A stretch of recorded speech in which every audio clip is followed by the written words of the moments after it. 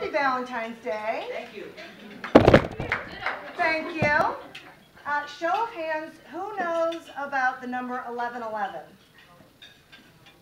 Oh, not that many people. Okay, so 1111 is considered a power number, and when you see 1111 on a clock, you're supposed to either make a wish or think about your life as if it was exactly where you want it to be at that moment in time. And I see 1111 like all the time on clocks. I'm just going to share a little personal thing before we get into this. My 15-year-old, who is my eldest child, got on an airplane this morning for the first time by himself to fly to Washington, D.C. So besides the fact that Mom has had a really rocky morning, he was real nervous. He texted me that he landed in one piece, this is his text, landed in one piece at 11:11.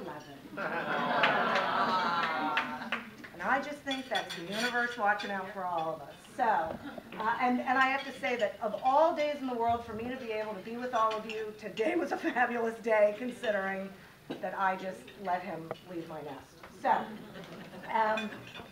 just a quick bookkeeping or housekeeping thing. You have one of these on your seat or on your table. If you want to fill it out, you can sign up for my newsletter or a 30-minute complimentary coaching session or any combination of what's on here. I don't sell the list. I just put out a newsletter with articles about stuff that I think about that I think people might want to know about. So, keep eating, but this is slightly participatory. Do you love your clients?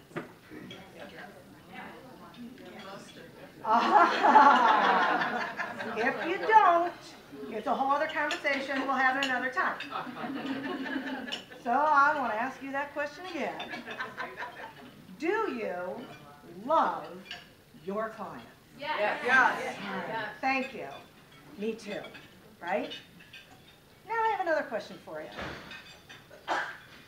Do your clients know that you love them? Yes. Okay. We're going to play around with that a little bit and see by the end of this if that's true. Okay? Like, I know I love my clients.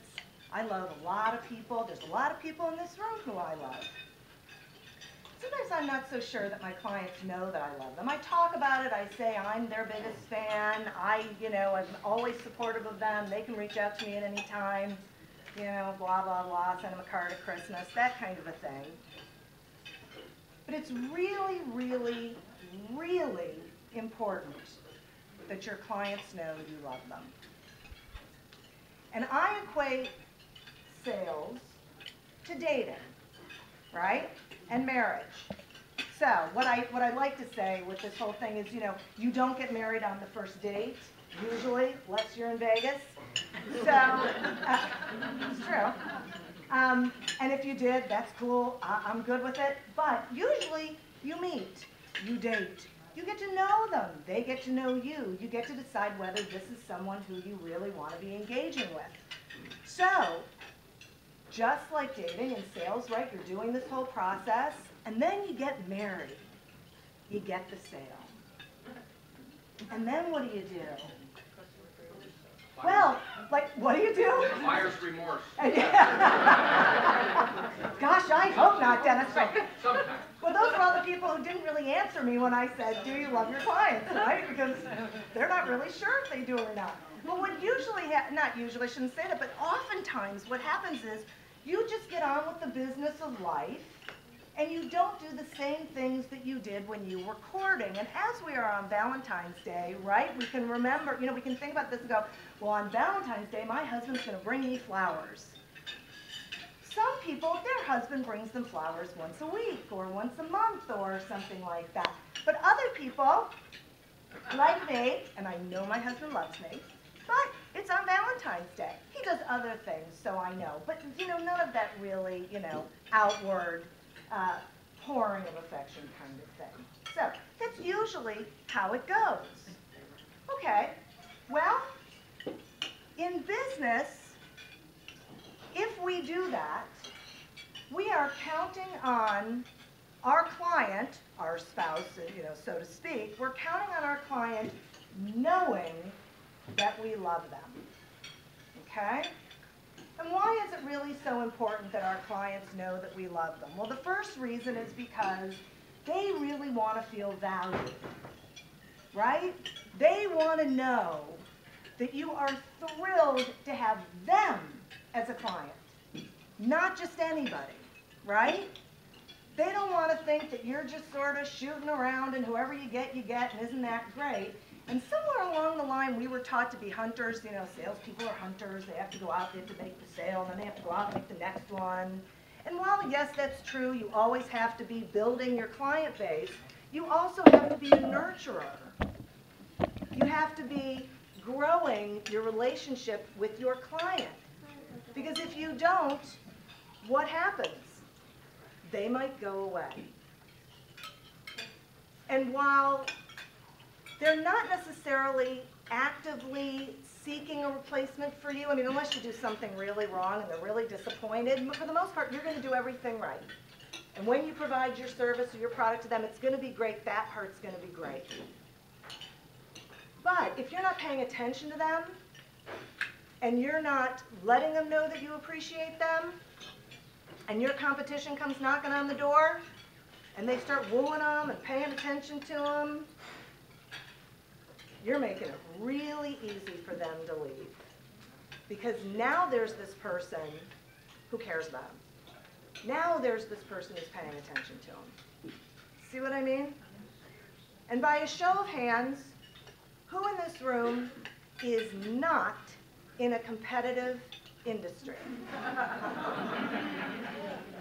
That's what I thought, not one hand. So it's crazy. And you know what? With the way the economy's been over the past couple years, it's worse. It's more competitive. The pool's a little smaller, right? There's fewer people in your space, but man, they are knocking on your client's door. If you aren't there in front of them and they are, risky business. Okay? So how do you let them know? You know, how do you let your clients know? We have our, what I'm going to call the usual behavior, right? These will sound familiar to you, I hope. We'll see if they do or not. If it doesn't, you know, give me a little high sign. I'll be curious to know. You call to follow up. After the sale, after the product delivery, after what it is, you call them and you say, just wanted to make sure everything's okay. I wanted to thank you for your business, let you know how much I appreciate doing business with you. Anything else you need? Right? What does that do? That says to them, I didn't just walk away after I got the order. I really want to know that everything went well and to thank you and make sure you know I really, really appreciate it. Typical, right? We send them cards or candy at Christmas, right? The holidays. Sometimes in February. Is there anybody who does something for their clients in February? I have a client who does. They send a, okay, great. So, right, a lot of people say, it's the month of love, this is what we're going to do, we're going to thank them at this time. Okay, usual, right? These are great ideas. I love them, do them. I think they're wonderful. And they can seem standard, okay? So I could say to you, yeah, okay, but are you really showing them how much you appreciate them and value them and love them by doing the same old, doing the stuff everyone else is doing? Are you differentiating yourself? Are you standing out? Are you really showing them love or like? I don't know. Probably depends on your relationship with your client. But now I'm going to talk about some unusual ways of letting your client know that you love them. And the first one is helping them get exposure.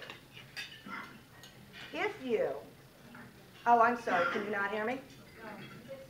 Helping them, it's what? It's not, I didn't think it was on. I wasn't really hearing it. It's very low. I wonder if my little thing here needs to be turned up. You want to use the handheld? I don't know. Do I? Is that better? Oh, now I'm on. Okay. Thank you. You have to hear every single word of this because you know it's critical. Okay. So, we're at the best part too, like the part you didn't know. Okay. So, exposure. What if you created a board if you have a retail location or an office location that people are coming into, if you had a board on the wall that was the spotlight wall, call it whatever you want, where you highlighted some of your clients. You put up their logo, maybe a picture of the person with a little blurb and a link to their website. And if you have a lot of clients, you rotate it. So every month you put up a new one. You could do the same thing on your website, whether you had a location or not. And what are you doing for your client? You're saying, you're going that extra step. You're saying to your client, I so value having you as a client that I want to help you do more business. I want to help you, help other people find you because I value you. Weird thing, right? Wow, could you imagine if you were doing this and your clients knew you were doing it and the people who came to your website knew about it, or your blog, or you were tweeting about your clients and giving them exposure? How great. Takes an extra step. There's no question about it. Takes an extra step. You know what? Love takes an extra step, right? For those of you who are married, why'd you marry him? It was the extra step, right? Why'd you marry her? It was the extra thing. If you dated a lot, okay, you dated, right? You liked them. You probably still think they're nice people, right? Oh boy. But you didn't marry them. Your clients are the ones you married. They're the ones you said, and they said, yep, this looks good. Let's move forward. Okay? So yeah, extra step, extra effort. I'm thinking that'll pretty much let them know that you love them. 2, connection. Now, I think it's really great if you can actually connect your clients to resources, but this isn't really what I'm talking about here. I think that would be really great all the time, and I think the more you know them, the more you're able to do that kind of thing. But what I'm talking about here is when you read magazines, and I'm so glad Tom is here because in my thing was Cranes and CBC, right? These are the two in my brain. When you're reading a magazine or a journal, or you're online and you go to a blog or a website, read through it the first time for you. And then read through it again for them. And take a look at who are the articles about?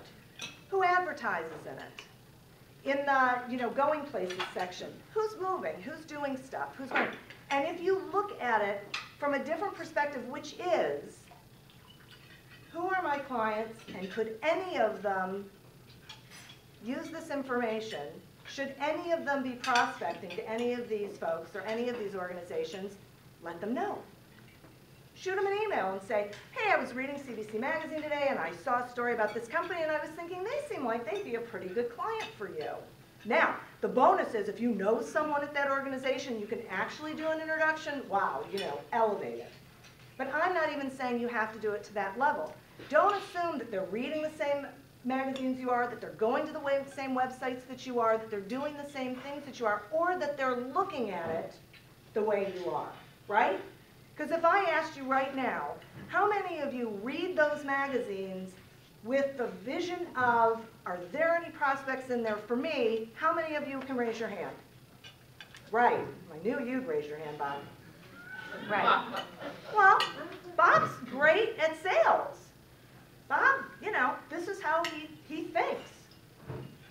So if we're not even doing it for ourselves, turn around and do it for your clients. You don't have to do it for yourself if you don't want to. But I'm telling you, you start looking at those things for your clients. Now, here's an interesting part of this. You cannot fake this. You cannot say after you walk out of here today, boy, that was a great idea, and I'm going to go back today, and I'm going to pull out my CBC magazine, and I'm going to go through it, and I'm going to start reaching out to my clients. You can only do it if you know them really well so that you can connect those dots in your head, right? So what's the secondary part of that? The secondary part of that is that when you love your clients, you know them. You know what's going on with them. You know who their prospects, who do they do business with, who do they sell to, what's